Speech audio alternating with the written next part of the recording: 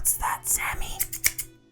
You want me to cut the people who don't like this video and subscribe to the channel? No, I can't do that. That would be wrong. Hey there. I'm Brendan Petersen, the founder of DARKSLIDE Pictures and the director of Paper Wasps. Welcome to number 10 in the Appalling Productions Monday series. This episode is entitled Storytelling, the Known and the Unknown. So let's just jump right in. Storytelling has a certain structure, and this structure often is about conveying information to the viewer or audience.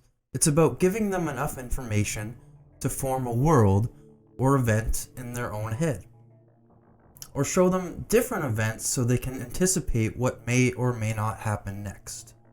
It's about the things that the viewer or audience knows, but it's also about what they don't know.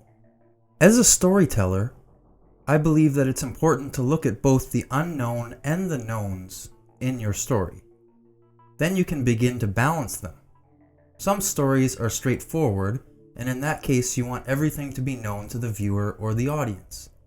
You want to guide them with information in a way that lets them have a guess at what's to happen next, or makes them think they for sure know what's going to happen. Another way to approach this when creating something more abstract is to purposely leave unknowns to the audience or viewer so that they have to decide things for themselves. Everyone has their own preference or personal taste for how they like a story to be told.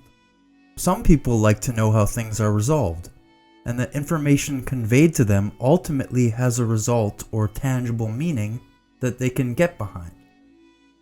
Others like something that is wholly mysterious, which leaves one or more story strands unresolved. The later perhaps requires a bit more from the viewer, as they have to then add their own connections and meanings at times, which to some could feel like work.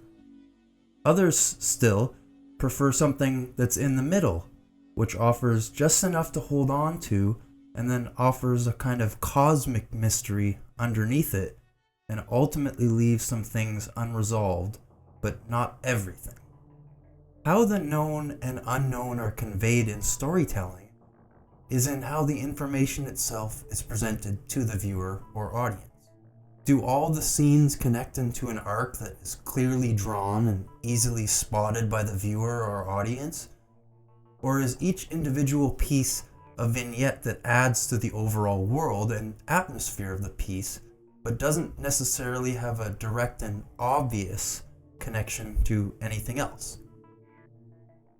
These are some examples of valid ways in which both the known with the first example and the unknown with the second example are used to tell a story and ultimately create a believable and entertaining world for someone to experience and explore for themselves. These concepts are all things that one needs to ponder when creating a story.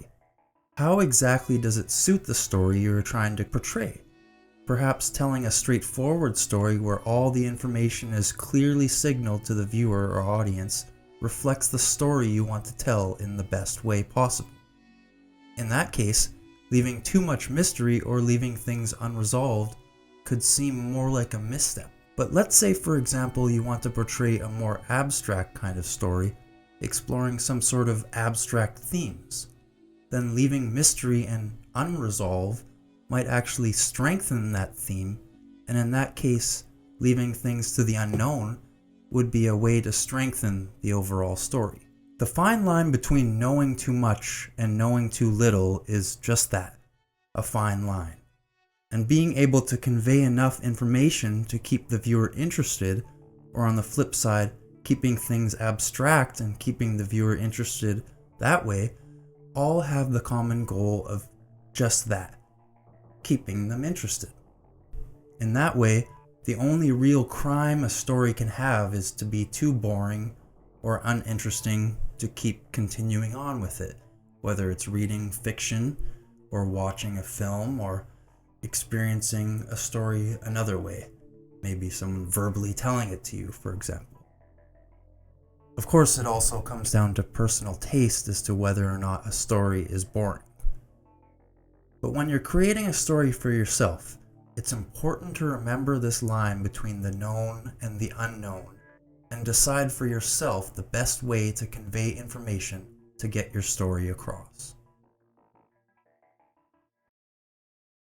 Hey, thanks for watching this week's episode of Appalling Productions Mondays, and stay tuned for next week's episode, which is going to be 7 more extremely disturbing films.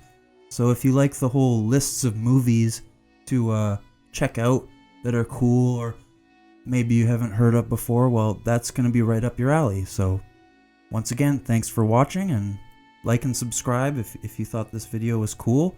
Watch the other 9 Appalling Productions Mondays, and stay tuned for next Monday. Right, Sammy? Sammy thinks it's a